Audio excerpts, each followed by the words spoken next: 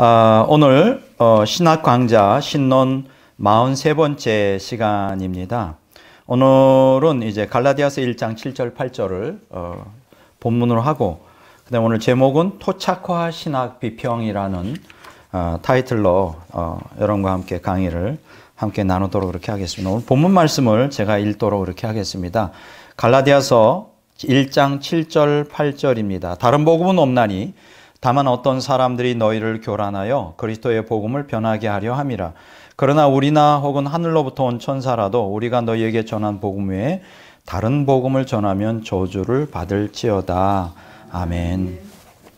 바울 사도는 이 갈라디아 교회에게 아주 엄격한 얘기를 하고 있죠. 이때 당시에 갈라디아 교회에 이제 이단 사설들이 이제 침투하게 되었습니다.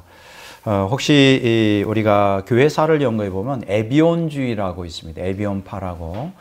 이들은 이제 유대교에 있다가 이제 기독교로 개종한 사람들인데, 이제 문제가 되는 거는 뭐냐면 이들은 유대인으로서 태어날 때부터 유대교인이었기 때문에 이제 예수 그리스도를 믿긴 믿지만 또 메시아로 받아들이지만은 그 유대교의 전통을 따라 메시아를 신적 존재로 보는 게 아니라 자신들과 동일한 어떤 인간으로 봤어요. 그래서 갈라디아 교회에 이러한 에비온파들에 의한 이단 사설들이 이제 점점 퍼지면서 우리가 구원받으려면 예수님만 믿어서는 안 되고 이제 율법을 지키는데 어떤 그 율법의 그 의식들이 있잖아요. 그런 거 다 지켜야 되고 뭐 안식을 지켜야 되고 할례를 받아야 되고 이래야 이제 구원받을 수 있다. 이런 그 복음에 거실리는 사상들이 이제 갈라디아 교회에 퍼졌습니다. 그래서 바울 사도가 갈라디아 교회 1장에서 엄격하게 다른 복음은 전하면 저주를 받는다.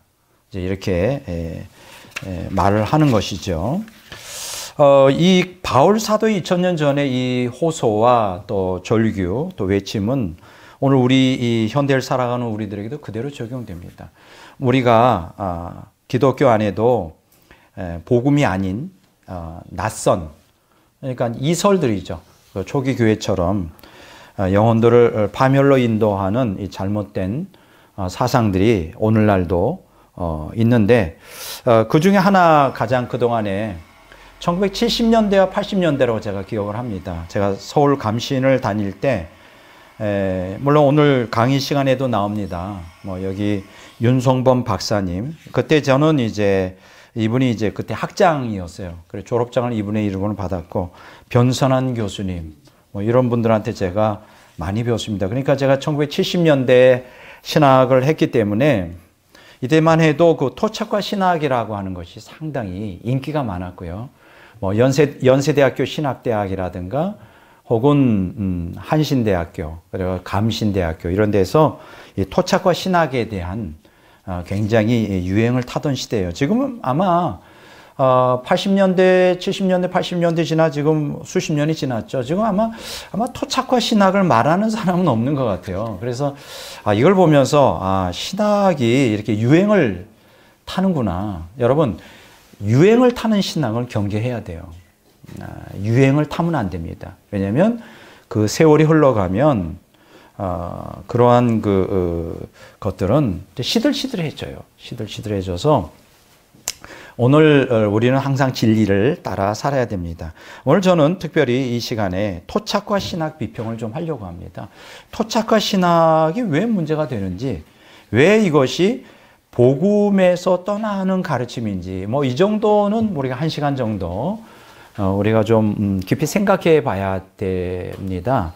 그래서 토착화 신학 비평을 하는데, 토착화라는 게 무슨 뜻일까? 토착화. 이걸 정의를 내리면 어떤 제도나 풍습 혹은 사상 따위가 그 지방의 성질에 맞게 동화되어 뿌리내리는 거예요.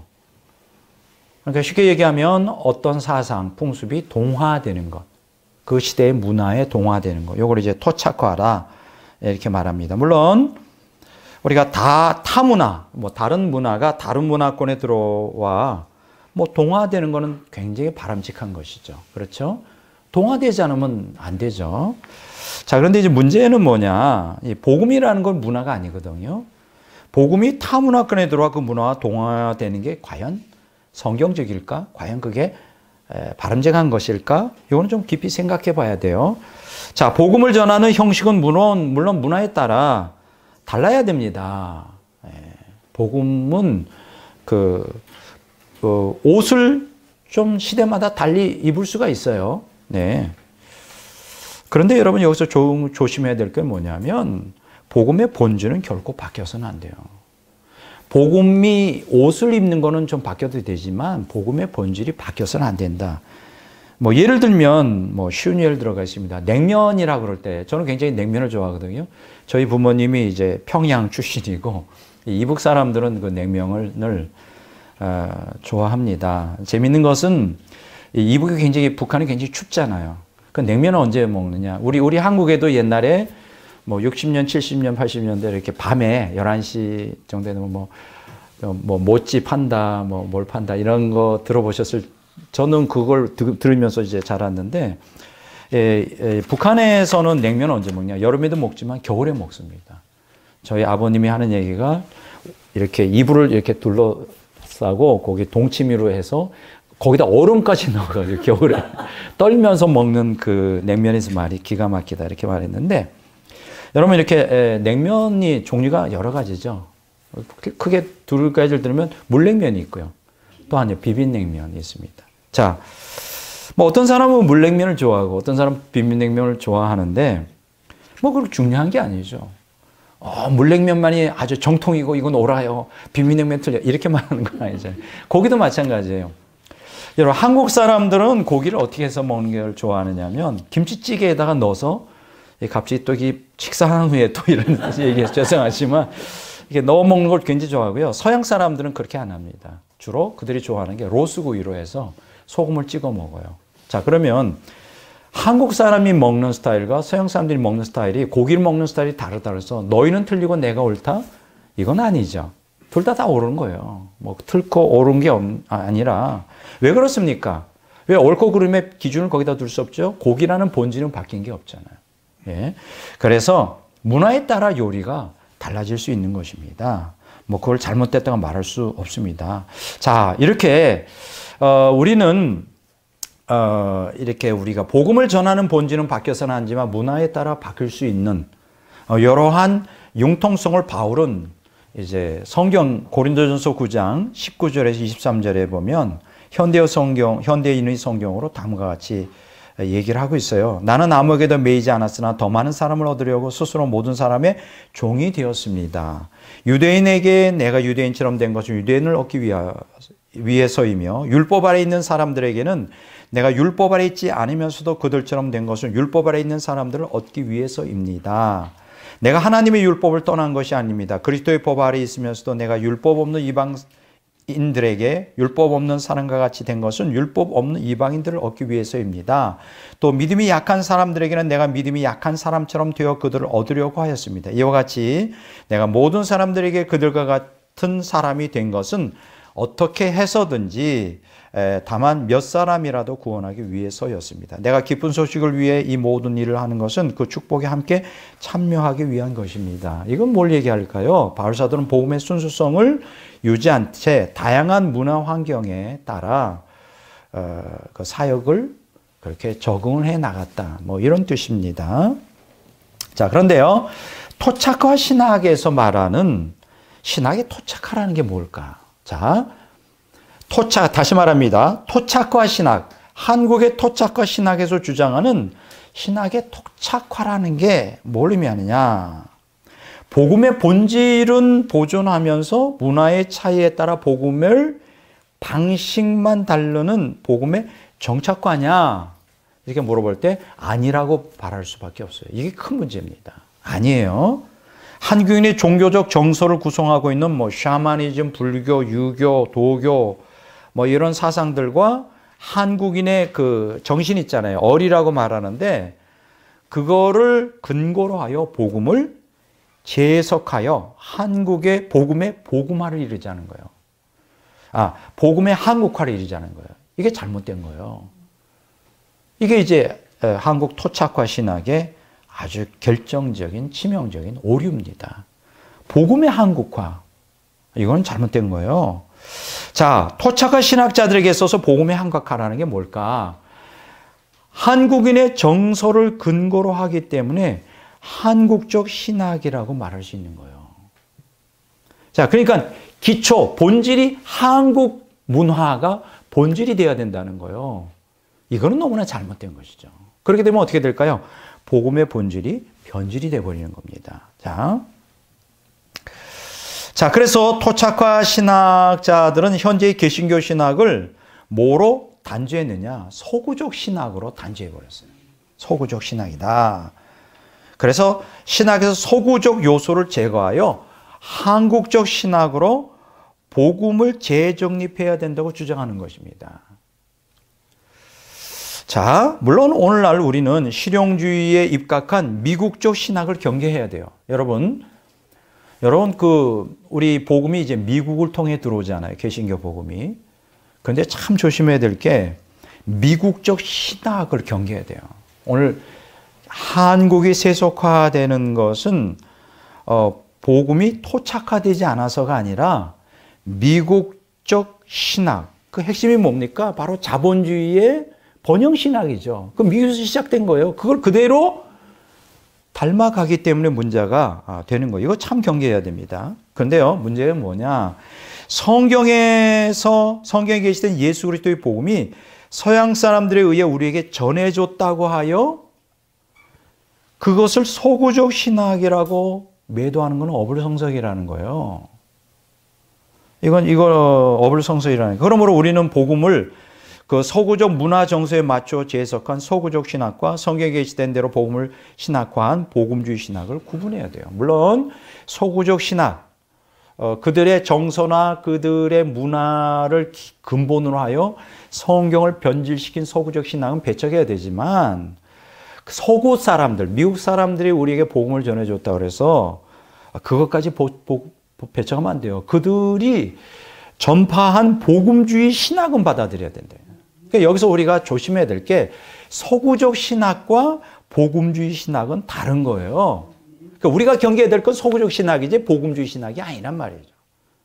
근데 이걸 갖다가 지금 이제 토착화 신학에서는 복음주의 신학을 서구적 신학이라고 단죄해 버리는데 이게 문제가 되는 것입니다.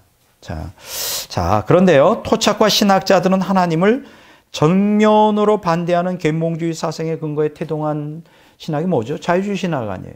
그리고 그 이어서 나온 게 종교다원주의 신학이잖아요. 근데 참 놀라운 것은 한국 토착화 신학자들이 자유주의 신학이나 종교다원주의 신학은 그냥 웰컴, 그냥 비판 없이 받아들여요. 그 신기하죠? 삼일체 교리, 예수 그리스도의 유일성, 뭐 이러한 그 복음의 핵심되는 복음주의 신학을 서구적 신학이라고 몰아세우면서 이걸 폐기 처분하겠다는 거예요. 삼일체 교리, 예수 그리스도의 신성, 이런 것들을 과연 이게 설득력이 있을까? 아니라는 거죠. 우리가 참 이런 토착화 신학의 이러한 폐해를 갖다 우리가 정확하게 직시할 필요가 있습니다.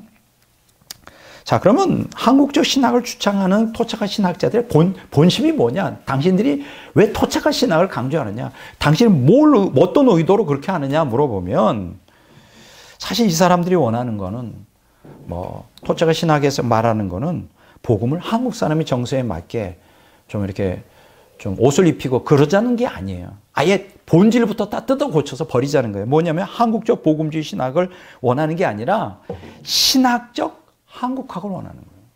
그러니까 여기서 본질은 신학이 아니라 한국이죠. 한국학. 이게 참 문제가 심각한 것입니다. 다시 말해서 신학적 한국학이라는 게 한국인의 고유한 문제들을 신학적 안목으로 풀어 신학화해보자는 거예요. 자, 이것은 신학적 용어로 한국인의 어를 재조명하여 그것을 신격화하고 절대화하려는 국수주의적 민족주의 신앙이에요. 그리고 문화제국주의적 신앙이에요. 우리 한국이 최고의 문화를 가지고 있고 그것이 중심이 돼야 된다. 뭐 이런 거. 이게 얼마나 성경의 복음을 왜곡하는지 모릅니다. 결국 한국적 신학에서 복음은 본질이 아니라 뭐가 본질이 돼요? 한국이라고 하는 이 종족주의, 이 민족주의가 본질이 되는 거예요. 그러니까 복음 그렇게 되면 어떻게 될까요? 복음은 한국인의 정서를 해석하기 위한 하나의 방법론으로 전락하고 마는 거예요. 자, 여기서 의문이 되는 게 뭡니까? 한국인의 정서에 맞게 복음을 재해석해야 한국적이 될 수 있는가? 그건 아니라고 좀 봅니다. 과연 무엇이 한국적인가? 한국적인 것은 시대를 따라 변할 수밖에 없는 상대적 가치잖아요. 가치 개념이 한국이라는 거, 한국 문화라는 거. 여러분, 100년 전에 한국 문화하고 오늘날 문화가 같습니까? 전혀 다르잖아요. 문화라는 거 하는 거는 변천하고 발전하고 쇠퇴하고 뭐 그렇게 할 수 있는 건데 그게 어떻게 절대적인 가치를 거기다 기준에 둘 수 있는 거냐 하는 거예요. 지금 좀 아까 다시 말했지만 70년대, 80년대 때가 서울 감신 다닐 때 한참 토착화 신학. 제가 직접 윤선범 박사님께 제가 강의를 들어가요. 토착화 신학에 대해서. 변선한 교수한테 토착화 신학에 대해서 강의를 많이 들었는데 지금 그것에 대해서 지금 수십 년이 지났잖아요. 아무도 얘기하는 사람 없어요. 벌써 40, 50년이 지났는데 뭐 토착화 신학 운운하는 사람이 왜냐면 그 시대 사람은 다 가셨거든. 이 땅에 없어요. 지금은 뭐 종교다원주의는 많이 말하지만 토착화 신학을 별로 입에 올리는 학자들이 없는 것 같아요. 그거 뭐예요?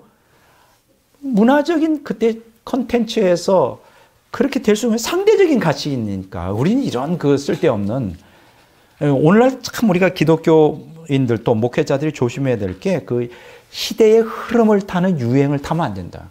뭐 한참 한국에서 뭐 예를 들면 그 뭐 교회 성장학 뭐 이게 뭐 안 하면 그런 거 세미나 안 하면 그 막 교회가 쇠퇴하는 것처럼 한 수십 년 성장하는 요새 그 교회 성장학 얘기하는 사람 없어요. 뭐 한때는 막 내적 치유 안 하면 다 그냥 이 뭔가 좀 비정상적인 뭐 상처를 받아가지고 다 뭐 성경만 가지고서는 뭐 내적주의가 안 되는 것처럼 막 그런 시대가 있어요. 지금도 그거 다 지나갔죠. 뭐 또 한참 뭐 또 영성 운동 해가지고 했는데 이거 다 지나가는 거예요. 그래서 교회는 유행을 타면 안 돼요. 그냥 진리 위에 서야지 진리만을 전파해야지 막 목회자들이 우르르 몰려다니고 막 유행처럼 뭐 요새는 이제 한참 또 뭐가 유행입니까? 신사도 운동이 또 한참 지금 뭐 이제 인기를 얻는데 그것도 내가 생각할 때는 그것 역시 지나가리라. 다 진리밖에 안 남아요. 이렇게 근데 여러분 그런 유행 안 타고 진리만 전하면 뭔가 고리타분한 것 같죠. 뭔가 재미가 없어. 그거 아닙니다, 여러분. 항상 변함없이 진리만이 우리에게 중요한 것이에요. 오늘 복음을 왜곡하고 이제 또 복음을 폐쇄하는 상대적 문화를 굉장히 조심해야 돼요. 그러니까 절대적 복음을 상대적 문화의 잣대로 잠깐 해석하려고 하는데 이게 얼마나 위험한 것이죠. 오늘 본문 말씀에 내가 얘기했죠. 다른 복음은 없다는 거예요. 그리스도의 복음을 어떤 사람들이 여러분의 마음을 뒤흔들어 변질시키려고 하고 있다. 하늘에서 온 천사라도 우리가 전한 복음과 다른 복음을 전하면 복음을 저주를 받는다 그랬어요. 참 오늘 한국 신학계에서 나타난 이 토착화의 병리 현상을 제가 오늘 강의를 통해 간단하게 소개해 드리려고 합니다. 한국 토착화 신학은 이제 크게 두 가지로 구분을 할 수가 있어요. 첫째가 뭐냐 하면 종교 신학적 방법 접근법입니다. 종교 신학적 방법. 이걸로 이제 토착화 신학인데 타 종교와 혼합하는.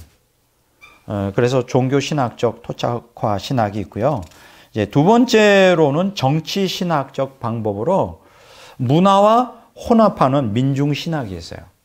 네, 이렇게 이제 두 가지 우리가 하나는 종교 신학적 접근법, 또 하나는 정치 신학적 접근법. 이 두 가지 형태의 토착화 신학이 있는데 이걸 조금 간단하게 제가 이제 오늘 신학 강좌를 통해 소개해 드리려고요. 이 정도는 여러분들이 좀 알고 있어야 돼요. 왜냐하면 앞으로 여러분들이 이러한 종류의 과거 지나갔지만 이런 종류의 글들을 접할 수 있고 또 하나는 이러한 비슷한 우리의 그 문화의 시류 속에서 또 기독교 본질을 변질시키려고 하는 이러한 문화적인 콘텐츠가 또 이렇게 다가올 수가 있거든요. 그래서 이런 것들을 잘 조심해야 돼요. 먼저 종교신학적 방법으로 토착화 신학을 한 타종과 혼합을 모색했던 사람들이 가장 대표적인 게 김교신이라는 사람이에요.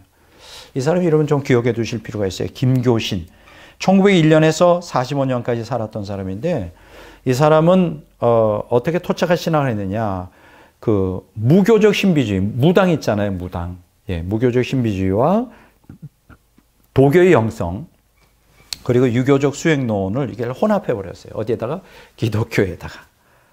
그러니까 이러한 그 세 가지 요소를 근거로 하여 기독교를 재해석했어요. 자,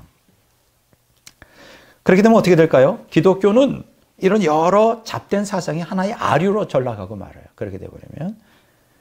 자, 김교신 이 사람 꼭 외워두십시오. 이 사람은 유교의 윤리 사상을 기독교 윤리 사상과 동질하다고 주장한 사람이에요. 과연 일반 윤리와 성경 윤리가 같을까요? 많은 신학자들이 자꾸만 헷갈리는데 일반 윤리라고 하는 건 인간 이성과 양심. 여러분 인간 이성과 양심이 제대로 작동을 안 하죠. 부패되어 있잖아요. 인간 이성과 양심의 근거에 자연덕을 지향하는데 물론 일반 윤리로도 인간이 좀 변화될 수 있어요. 그러나 일반 윤리로는 자기중심주의에서 하나님중심주의의 변혁은 불가능하죠. 예? 그러면 자기중심주의에서 하나님중심주의로 변화되려면 성경윤리를 해야 되고 초자연 덕을 추구해야 되는데 그러려면 하나님 말씀과 성령의 역사로 말미암아 내가 본질적으로는 변화가 일어나지 않으면 안 되는 거예요. 근데 사실 어쨌든 김교신은 이러한 무교주의적 신비주의 또 도교의 영성, 유교적 수행론을 갖다가 근거해서 기독교를 재해석하려고 시도했었다. 그러니까 여러분들이 그 책방에 가면 김교신의 책들이 있어요. 뭐 학자로서는 인정합니다. 굉장히 학자로서 뛰어난 점이 있지만 그러나 기독교의 복음을 변질시키려고 했던 이러한 것들에 대해서는 제가 용납하기가 어렵습니다. 아직도 김교신 하면 굉장히 위대한 사상가로 추앙받는데 저는 그렇게 그냥 일반 사상가로서는 존경할지 모르지만 기독교 신학자, 기독교 사상가로서는 전혀 점수를 줄 수가 없어요. 왜냐하면 복음을 변질시켰잖아요. 예, 두 번째로 자 김교신 말고 또 걸출한 또 토착한 신학자가 있는데 유영모라고 하는 사람이에요. 유영모. 1890년에서 1981년까지 살았던 사람인데 이 사람은 불교와 유교와 도교를 하나로 결합한 사람이에요. 참 제주도 좋아요. 이 혼합지 불교, 유교, 도교를 혼합해 그걸 기독교적인 틀로 해석을 했는데 노자의 도와 불교의 불성을 기초로 하나님의 얼과 인간의 얼은 본질상 하나라는 범신론을 가르칩니다. 여러분 어떻게 생각하세요? 노자의 도와 불교의 불성이 성경의 하나님과 같은가요?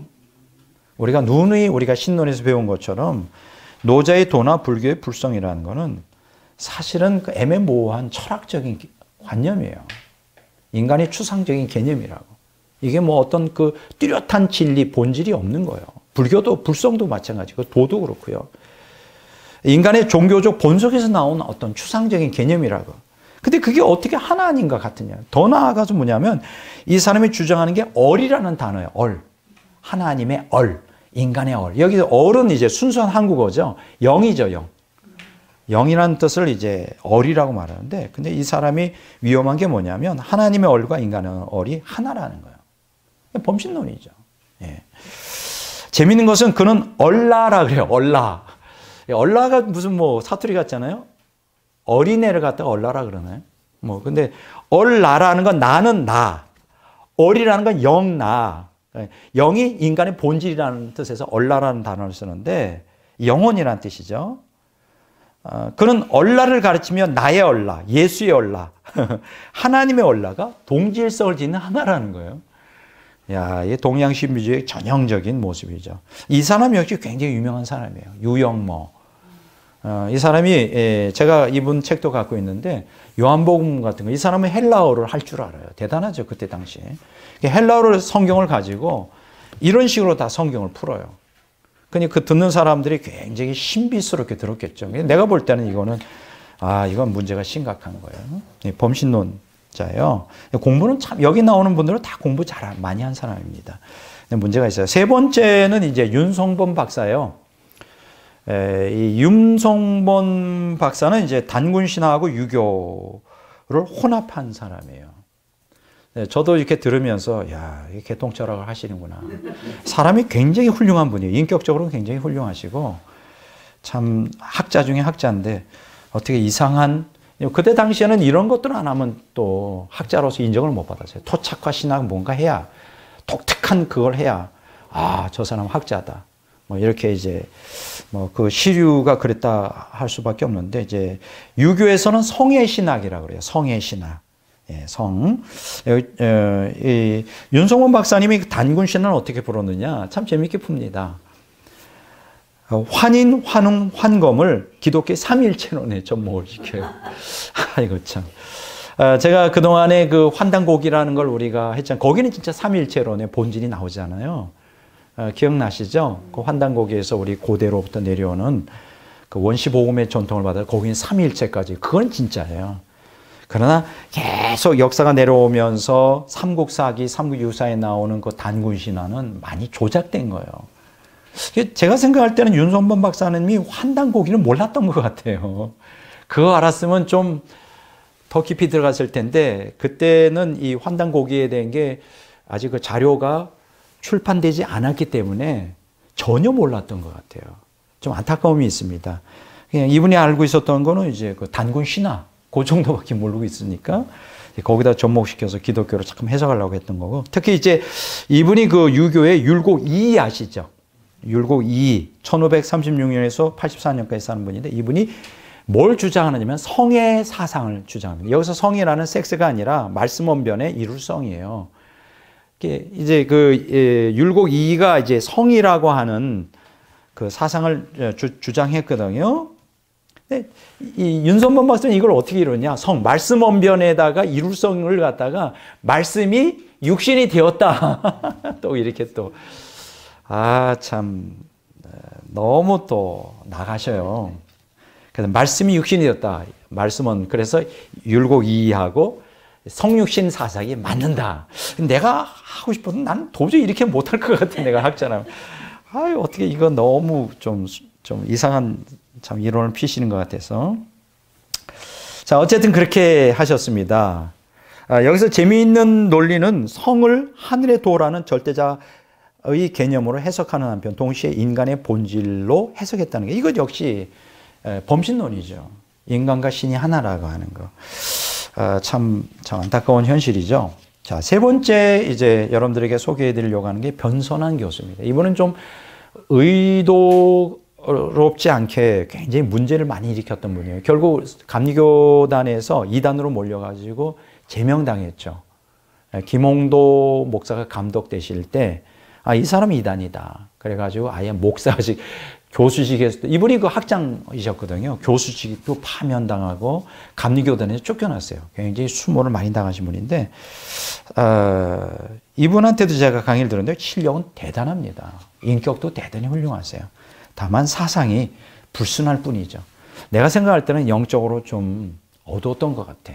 공부만 했지 하나님을 인격적으로 좀 만났으면 이거 제 개인적인 평가입니다만은 좀 안타까움이 있습니다. 자, 이 사람은 불교와 힌두교의 범신론을 근거로 하고 있어요. 그리고 성경에 계시는 인격적 하나님과 예수 그리스도의 유일성 및 속죄복음 자체를 부인해버려요. 안 믿어요. 야, 신중심적 다원주의 신학을 전개했던 사람이에요. 근데 사실 이 변선한 교수는 사실 그가 선포한 게 다 자기 개인적인 주관적인 생각이 하나도 없어요. 다 외국에서 공부한 거. 다 누구는 이렇게 얘기했다, 누구는 이렇게 얘기했다. 뭐 그것만 좀 그런 게 좀 있어요. 자, 이 사람이 뭘 주장했느냐? 그리스도가 각 종교 안에 있다는 우주적 그리스도론을 주장합니다. 우주적. 불교에도 그리스도가 있고 유교에도 힌두교에도 뭐 도교에도 다 그리스도가 있다는 거예요. 그러니까 그들을 그리스도를 믿으면 그 각 종교 안에 있는 그리스도를 믿으면 천국 간다는 거예요. 야, 참 이거는 제가 받아들일 수가 없었어요. 그래서 그리스도의 보편성을 이 사람이 주장합니다. 그래서 급기야는 그는 힌두교의 이시바라, 이 개인이 숭배하는 신을 얘기하는데 그걸 주님이라고 부르는 파니카의 이론을 수용해요. 근데 이제 이분도 몸이 약해서 오래 못 사셨죠. 뭐 60도 안 되신 것 같은데 정확한 게 모르지만 돌아가셨습니다. 자, 이렇게 지금 여러분들을 제가 소개했지만 7, 80년대 이분들이 한참 주도했어요. 이런 자유주의 신학 또 이런 신학교에서는 이런 것들을 많이 가르쳤는데 제가 바로 그런 시대에 공부를 했어요. 그러니 별로 저는 그런 데 관심이 없었죠. 제가 서울 감신 다닐 때 별명이 뭐였느냐면 신비주의자였어요. 뭐 그렇다고 매일 방언하고 환상 본 게 아니라 왜 신비주의냐? 성경만 봤거든요. 성경만. 매일 성경하고 뭐 신앙서적만 이렇게 몇 권씩 갖고 다녀서 그 친구들이 매일 보면 기도하고 매일 금식한다 그러고 약간 자기 감신의 풍토하고는 좀 이질적이다. 그래가지고 신비주의자라는 별명을 했는데 저야말로 신비주의가 아니라 성경주의자였죠. 지금 생각해 보니까 참 그런 시대가 있었습니다. 자, 두 번째로 이제 정치 신학적 방법의 그 토착의 신학을 말씀을 드릴게요. 그건 민중신학이라고 그래요. 이것도 대단히 아주 유명했어요. 민중신학. 한번 기억해 두시면 됩니다. 문화와 혼합을 한 거죠. 유동식 박사, 여러분 기억하십시오. 아마 이분이 연세대학교 신학대학 교수였던 걸로 알고 있는데, 유동식 박사는 한국 무속 연구를 통해 무당, 푸닥거리 이런 것들을 연구했어요. 그래서 한국 종교 문화의 원형인 풍류도를 신학화한 사람이에요. 풍류도. 예. 이 풍류도라는 게 뭐냐 하면, 그 무당 굿할 때 사람이 경험한 신들림 있잖아요. 이게 풍류도의 핵심이에요. 지금도 우리 한국 무형문화재 같은 데 보면 이제 뭐 무속 문화를 이렇게 내려오는 게 있거든요. 이게 다 귀신 들어가는 것인데, 이 유동식 박사가 이 무당 굿하는 데 들어가는 이 풍류도를 신학화한 거예요. 야, 참 아주 대단한, 능력은 대단하다. 어떻게 그렇게 결합할 수 있을까? 이렇게 생각하지만, 지금 우리가 복음주의 입장에서 볼 때는 정말 말도 안 되는 거죠. 다른 복음이죠, 이게. 그는 풍류도, 이게 뭐냐면 유불선을 혼합하는 것인데요. 이걸 이제 한국적 도 개념으로 발전시켰어요. 우주적 그리스도로 이걸 해석한 거예요. 아니, 귀신도 그리스도인가? 난 그건 잘 모르겠네요. 성령이 아니고서 어떻게 귀신, 마귀도 그리스도가 될 수 있나요? 자, 이 풍류도는 곧 한민족의 집단적 어리라고 표현해요.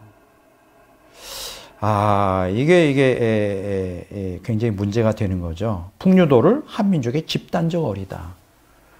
어디서 많이 델리아데인가요? 일리아데. 종교학에서 그 사람이 주창하는 거죠. 아마 거기서 따온 것 같아요. 하나의 어떤 인간의 심리, 어떤 그런 것들을 하나의 어떤 집단적인 언로 번역하는. 그래서 결국은 이 사람은 범신론적 기독교 기독론을 설파합니다. 이게 풍류신학이라고 그래요. 이런 사람들이 굉장히 유명했어요. 이건 아니죠. 자, 두 번째, 서남동 교수와 안병모 교수, 굉장히 유명한 사람입니다. 이 사람이 민중신학자인데, 이 두 사람이 뭘 했느냐, 민초의 서러움을 담은 노래, 민담, 소설, 판소리, 이런 것들을 이제 신학한 사람이에요. 그래서 근데 이제 그 여러 요소들 중에 특히 우리 한국 사람들의 정서 감정이 가장 중요한 게 뭔지 알아요? 한이라는 거예요. 한. 재밌는 것은요, 영어 사전에 보면 그냥 발음으로 돼 있어요. 한이라고. 그러니까 우리 한민족은 한이 많은 민족이에요. 거의 1000년의 역사 속에 거의 뭐 수백 번, 거의 900번 이상 전쟁이 있었잖아요. 항상 외적 침략 가운데 고통을 많이 겪은 민족이에요. 그래서 한이 많습니다. 그래서 이 서남동과 안병모 교수는 민중의 한을 성경의 구속사적 고통으로 해석을 합니다. 그리스도를 위해서, 하나님 위해서 당하는 고통. 이게 무슨 관계가 있어요? 그래서 이 한의 신학은 고통에 대한 성경적 답을 찾지 않습니다. 그냥 이게 한에 대한 넋두리로 미화해버려요. 그냥 한 그 자체가 그냥 그리스도의 고통이다. 구속사적 고통이다. 뭐 이렇게. 자, 그런데 어떻습니까? 이게 성경적인, 정말 하나님 중심적인 측면에서 이걸 찾지 않으면 넋두리에 불과한 거죠. 그리고 원한과 증오는 악순환 될 수밖에 없는 거예요. 그러니까 원한과 증오만 갖다가 그냥 그거 넋두리 하다가 끝나는 게 이게. 한 해 신학의 핵심은.